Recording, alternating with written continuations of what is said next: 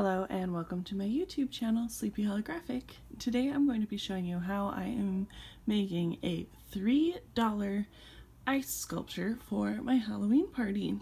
First, you get a pumpkin bucket, or I've also seen some skull-shaped buckets that are like candy dishes, or you could do a cauldron-shaped bucket if you want.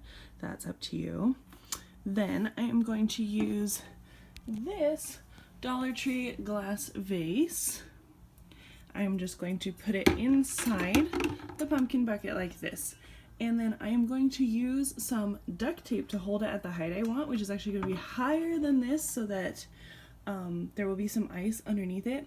I'm using this to make a hole in the middle of my ice sculpture, which is where I will be putting a submersible light, or maybe possibly a little mister, depending, I don't know, I haven't decided yet.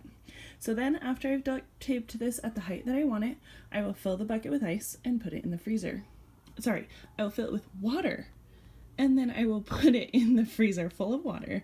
And you're gonna need to leave it freezing for like 2 days. So you wanna do this at least 2 days before your party. Alright, so now that I've put some water in, the vase floats a little bit, so then you can duct tape it at the height you want it. This will keep it so that it's not creating an entire hole in the bottom of the ice, but rather making the ice sculpture into kind of a cup. Then, as you can see, I've put it into the fridge. I added this cardboard on the top because it helps to be able to slide out the top. The water expands as it freezes and it'll push against the top of the freezer.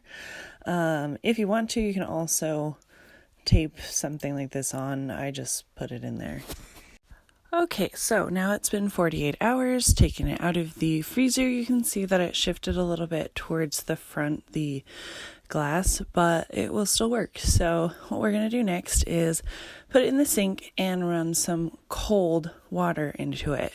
This is going to cause it to start cracking a little bit because the cold water is still a big temperature change from the freezer.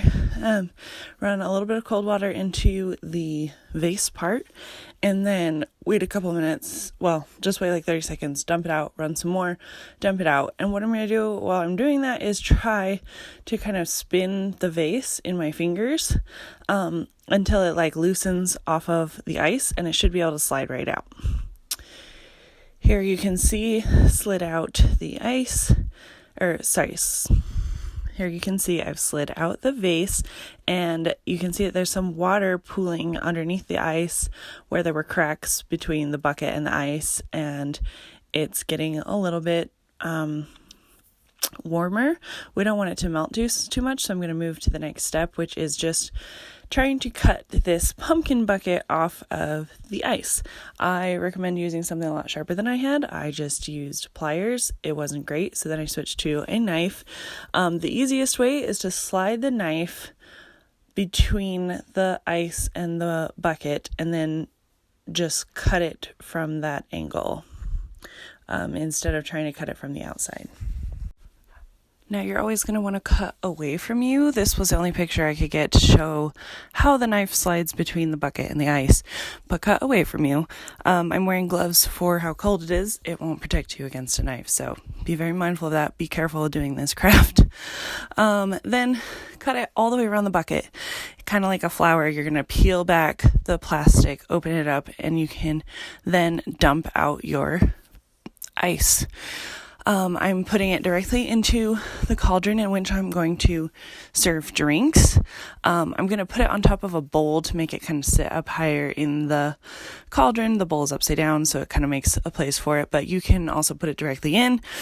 You're just going to want something around this because it will melt over a couple of hours of a party, so you're going to want something that can catch all of the water. And as you can see, this is now what it looks like out of the bucket. It shows up better in person than it does on this video, but you can see that the jack-o'-lantern face is there, that the pumpkin shape is there, and now you have this hole in the top that you can put whatever you want into. You can put a real candle, but it will melt really fast, the ice. I like to use these fake candles, or you can put a light. Like I'm going to use this orange glow stick to show you kind of what it would look like with a colored light, or you can put a little misting fountain in there if you want to. It's really up to you. Either way, this is what the final pumpkin jack-o'-lantern ice sculpture for my Halloween party looks like. I have also done this with a skull-shaped treat bucket. It also looks amazing. And really, it's just up to you what you want to make this look like. You can also add food coloring to the ice or to the water before you freeze it if you want this to be a colored ice sculpture.